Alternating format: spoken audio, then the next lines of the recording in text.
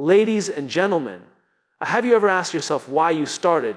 Why you wake up every morning with that quiet whisper inside that says, there's more? Most people don't lose because they're not talented. They lose because they get distracted from their purpose, their path, their why. We live in a world where everyone wants to be seen, heard, and validated. But here's the truth: the path to success isn't about proving yourself to others. It's about staying true yourself. It's about tuning out the noise and tuning in to what really matters.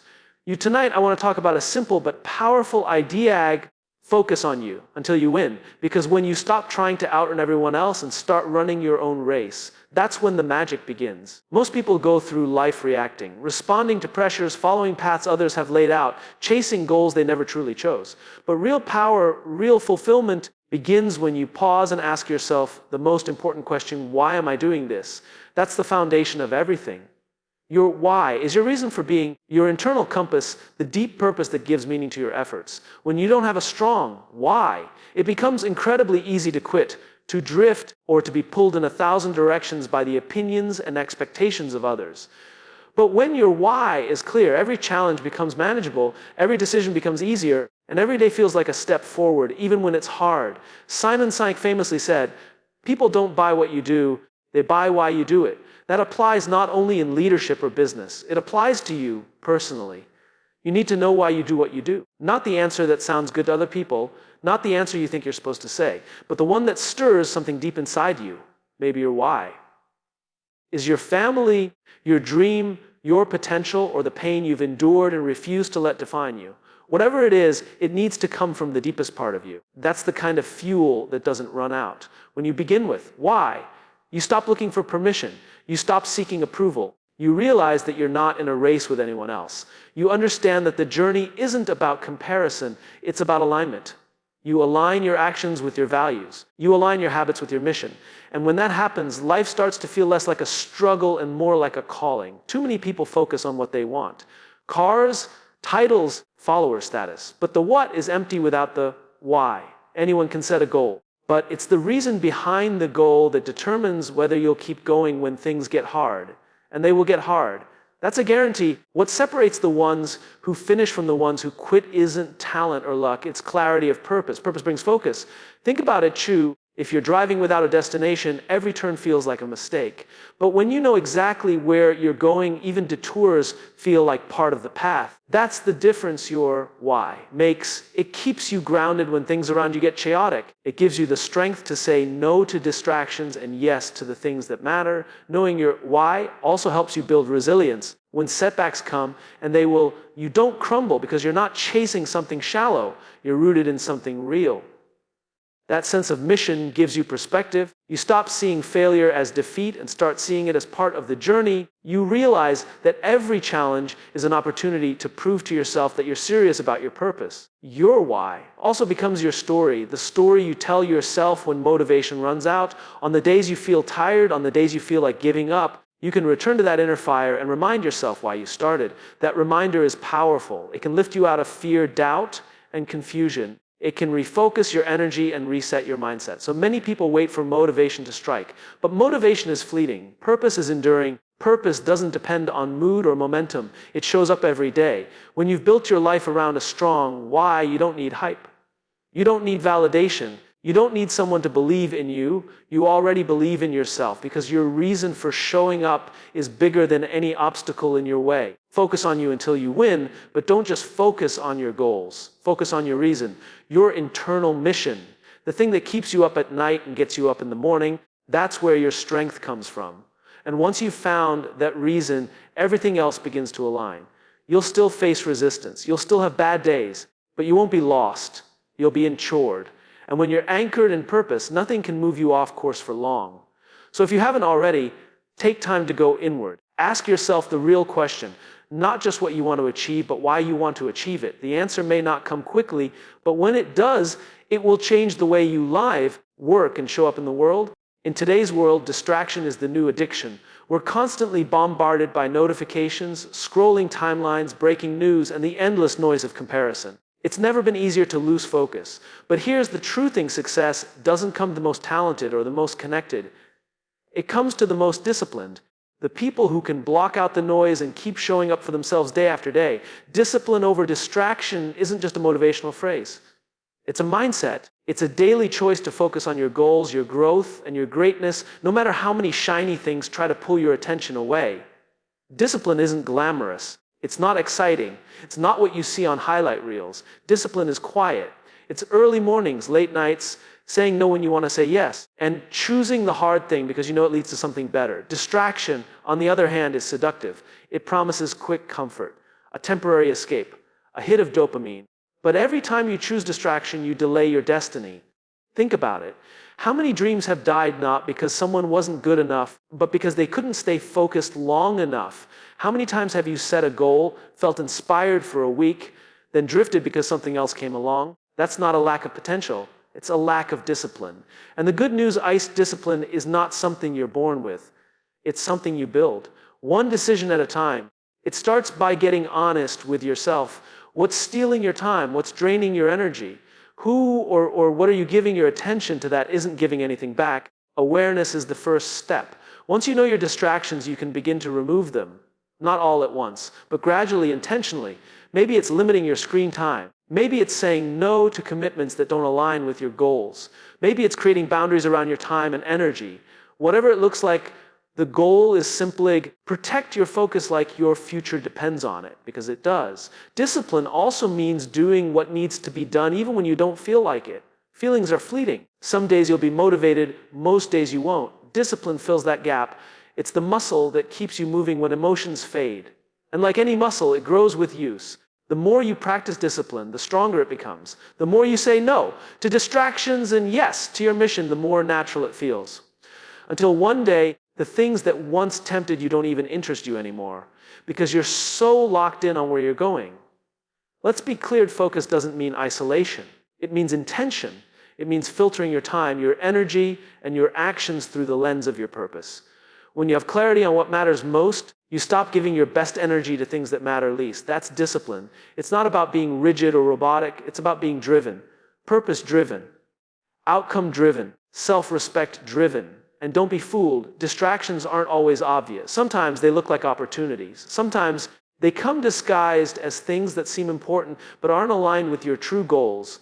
That's why discipline requires discernment. You have to know the difference between what's urgent and what's important, what's popular and what's powerful, what feeds your ego and what feeds your soul. You don't have unlimited energy. You don't have unlimited time. And every day you spend distracted is a day you don't get back. That's not meant to scare you. It's meant to wake you up because the clock is ticking and your dreams are waiting. The only way to close the gap between where you are and where you want to be is with discipline-focused action, consistently. It won't be easy. There will be days when distraction feels stronger than your discipline. There will be setbacks, slips, and moments of self-doubt. But every time you choose focus over distraction, you cast a vote for the person you're becoming. You train your mind to stay locked in, your heart to stay committed, and your life to stay on course. So don't just work hard, work with intention. Don't just be busy, be productive. Don't just dream, do. Your future isn't built in the moments of motivation. It's built in the moments of decision. The small, quiet decisions to stay focused when it would be easier to drift. The decision to shut out the world and tune into your vision. The decision to stop chasing everything and start mastering something. Discipline over distraction is not a one-time act. It's a lifestyle. And when you embrace that lifestyle, you stop reacting to life and start creating it. You gain clarity, confidence, and momentum. You stop living on other people's terms and start living on your own. And that, more than anything, is how you win. We live in a world obsessed with competition. From the moment we step into school, we're ranked, graded, measured. We're told to beat others, to be number one, to come out on top. But here's the problem: when you spend your life trying to outturn everyone else, you lose sight of the only person you were ever meant to compete with.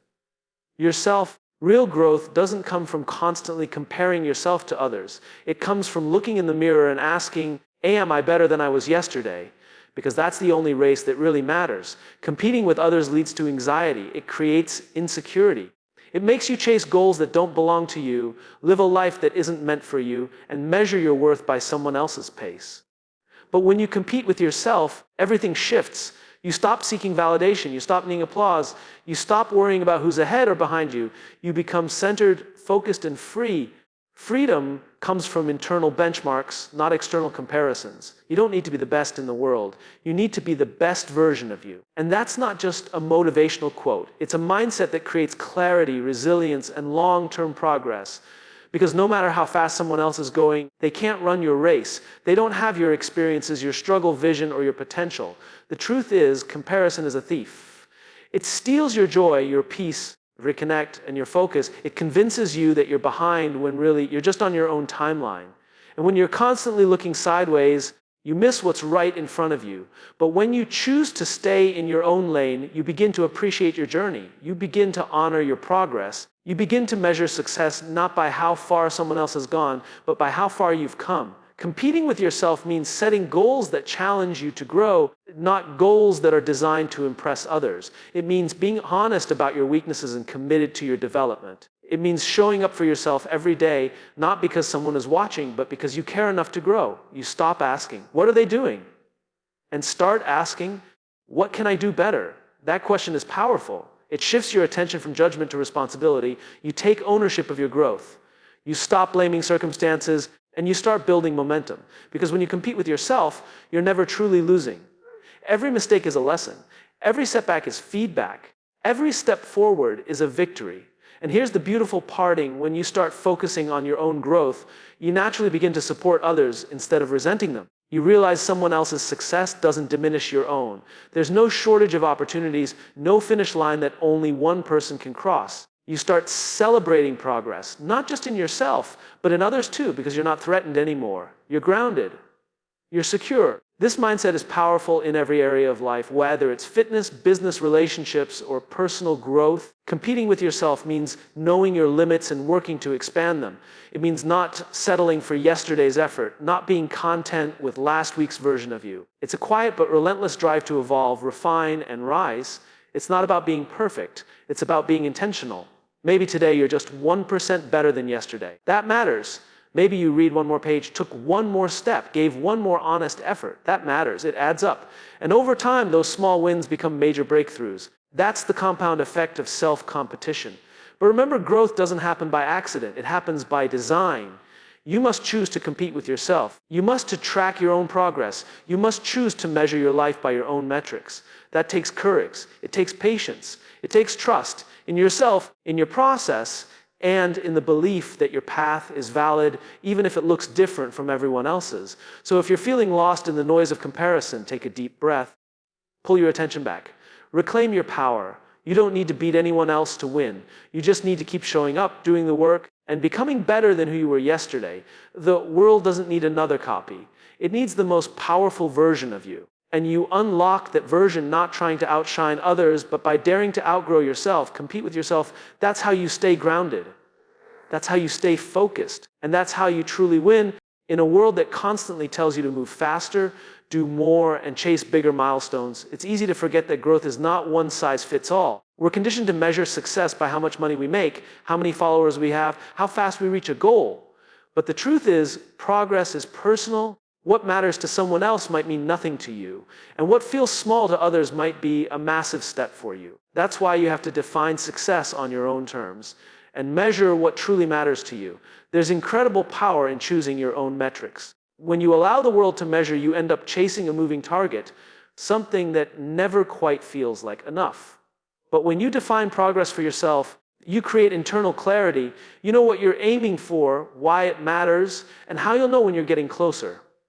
That personal definition gives you freedom. It gives you focus. It allows you to be proud of things that may seem invisible to the outside world, but are monumental to your own growth. Maybe your progress isn't about flashy wins or big announcements. Maybe it's finally setting boundaries. Maybe it's breaking a bad habit. Maybe it's speaking up when you used to stay silent. Maybe it's having one more day of discipline, one more day of not quitting, one more step in the direction of your values. These are not always things you can post online. They're not always quantifiable, but they matter. They are the building blocks of real, lasting transformation.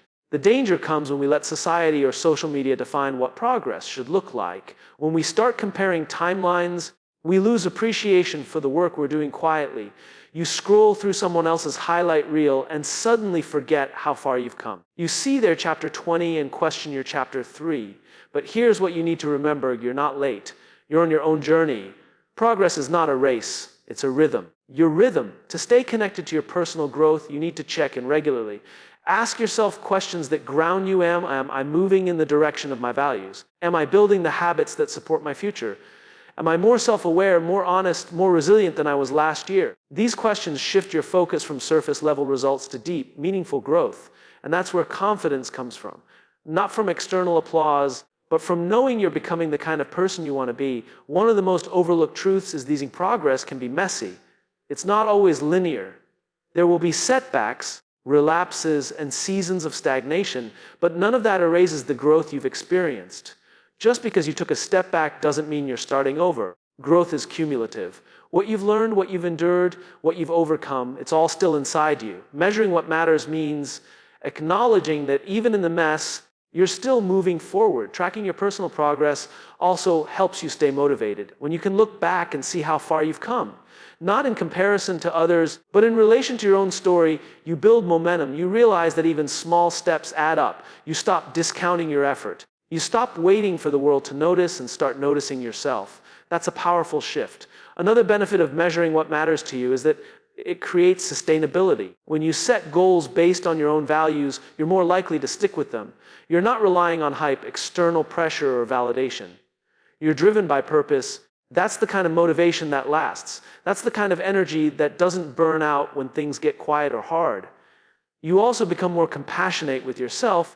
You stop beating yourself up for not having someone else's life and start appreciating the depth of your own. You stop punishing yourself for slow progress and start recognizing that healing, change, and growth all take time. You begin to trust your process, even when it doesn't look impressive to others. So take the pressure off. You don't need to win by the world's standards. You need to win by your standards. And the only way to do that is to get clear on what really matters to you, what's trending, not what's expected, not what looks good on a written summon or in a post, what feels right in your soul. At the end of the day, you are the only one who has to live your life. So measure your growth by your own values. Set your own standards, celebrate your own wins, and give yourself the grace to grow at your own pace. Because real success isn't about impressing others. It's about becoming the person you were always meant to be. There is a part of growth that no one talks about enough, the quiet part, the long, invisible stretch where it feels like no one sees you, no one claps for you, and no results are showing. This is where most people quit, because we've been trained to believe that progress should always be loud, public, and celebrated. But real resilience, it's built in silence. It's built in the moments when you're alone with your doubts, your fears, and your dreams. And you keep going anyway. Resilience isn't just about bouncing back. It's about standing tall even when no one notices you. It's about showing up when the motivation is gone and all that's left is your decision to not give up. In this silent space, your character is forged. You're not performing for anyone. You're not trying to impress. You're simply committed to the process, committed to the outcome, committed to you. When you're working in silence, it's tempting to think you're not getting anywhere. You're doing the work, but nothing seems to be changing. You're being disciplined, but the results are still out of sight. This is where faith in your journey becomes essential. You have to understand that not all growth is visible. Just like seeds take root in darkness before they ever break the surface, your efforts are creating unseen progress. Most people want quick results. They want instant validation. But anything truly worthwhile takes time. You don't build strength overnight. You don't master your mindset in a weekend. You don't transform your life with a couple of good days. It takes consistency. It takes patience. It takes grit. And all of that is tested in the silence. When the noise of encouragement is gone, when the applause has faded, and it's just you and your will, silence is not your enemy. It's your training ground. It's where you build the mental toughness to face discomfort. It's where you learn to depend on yourself. It's where you strip away the need for approval and find out what truly drives you. This internal growth is more valuable than any external achievement. Because once you develop resilience in silence, you can handle any noise the world throws at you later. The truth is, the grind isn't always inspiring. It's often boring, repetitive, exhausting. But that's where mastery is born, in doing the ordinary things with extraordinary consistency. In sticking with the process when others walk away, in building habits that no one praises you for, but that change your entire trajectory. It's easy to show up when everyone's watching. It's much harder to do it when no one cares. But the ones who win, the ones who really win, are the ones who don't need an audience to stay committed. They've made a decision, and that decision doesn't waver based on recognition.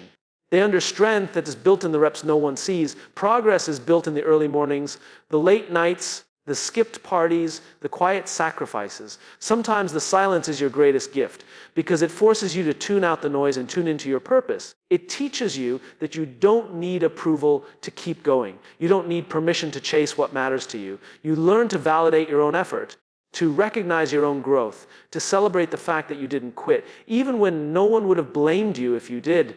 And when your moment finally comes, when the results start to show, when the success becomes visible, you'll know it wasn't luck. It wasn't hype. It wasn't handed to you. It was earned in the dark, built in the silence, powered by your refusal to give up when no one was clapping. So if you're in a season right now where no one sees your effort, keep going. If you're grinding the dark, stay there. Let it shape you. Let it refine you. The silence isn't empty. It's full of potential. It's the space where your future self is being formed. Because when you can be consistent without recognition, when you can stay strong without support, when you can be your own source of motivation, that's resilience, that's power. That's the foundation of every breakthrough that's coming your way. Keep showing up in the silence. Keep doing the work no one sees. Because one day your results will speak so loudly that you won't have to. There comes a moment in every journey when you realize that no one is coming to save you. No one else is going to fight your battles, chase your dreams, or live your life for you. That moment is not meant to break you, it's meant to wake you up. Because once you understand that you are responsible for your own success, everything changes. You stop waiting, you stop blaming, you stop handing over your power to circumstances or other people, and you start doing the work. You start showing up like your future depends on it. Because it does. Taking ownership of your journey is one of the most empowering decisions you'll ever make. It's the shift from victim to leader, from reactive to intentional, from drifting through life to driving it forward. It's not always easy. It means accepting full responsibility, not just for your actions, but for your mindset, your energy, and your choices. And that kind of responsibility is not for the faint of heart. It's heavy, but it's also liberating. When you take ownership, you no longer wait for the perfect time. You stop waiting for someone to believe in you, support you, or push you. You become the one who believes in you. You become your own support system. You become the one who keeps going even when the odds are stacked against you. Because the truth is, if you don't bet on yourself, who will? Ownership means you stop making excuses, not because things aren't hard, because they are. Life throws curveballs. You'll face setbacks, rejections, disappointments. But when you own your journey, you stop letting those things define you. You learn from them, you adapt, you keep moving. You understand that while you can't always control what happens to you, you control how you respond. And that's where your power lies. Owning your journey also means getting clear on what you want, not what others expect from you, not what looks good on paper. What you want? Deep down. What sets your soul on fire? What makes you feel alive? Because once you get honest about that, you can start aligning your actions with your purpose. You stop living for approval and start living with intention. You stop chasing other people's definitions of success and start writing your own. And with that clarity comes commitment. Not the kind that lasts a day or a week, but the kind that holds steady through storms. The kind that says, I will keep going even when it's hard, even when no one's watching, even when the results haven't shown up yet. Because when you truly own your journey, quitting is no longer an option. You may rest. You may pivot, but you don't give up. You've invested too much to stop now. Ownership doesn't mean perfection. You'll still make mistakes. You'll still fall short. But the difference is you own those moments too. You don't hide from them. You face them, you learn, and you grow. And that process of constant self-reflection, that's what separates those who keep rising from those who stay stuck. There's also something magnetic about a person who takes full responsibility for their life. It builds confidence. It builds credibility. People trust those who are accountable. And more importantly, you begin to trust yourself every time you follow through on your word, every time you show up when it would have been easier to back down, you build self-respect. And that self-respect becomes your foundation. It becomes the fuel that keeps you going when nothing else can. Taking ownership also means protecting your environment. The people you surround yourself with, the content you consume, the energy you allow in your space. Because you understand that if you're responsible for your journey, then everything that affects your mindset matters. You become intentional about your habits, your time, your focus. You stop letting life happen to you and start building the life you want, one decision at a time. And here's the best part, Og. Once you take full ownership of your journey, you become unstoppable. Not because things magically become easy, because you stop waiting for things to be easy. You become proactive, relentless, focused. You become the kind of person who doesn't just survive the storm, but builds in it. So take the reins.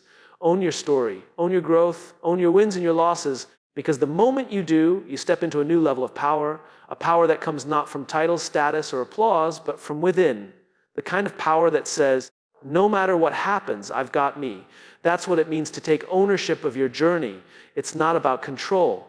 It's about commitment. It's not about knowing every step. It's about trusting yourself enough to take the next one. And when you walk like that, talk like, live like that, you don't just chase success. You create it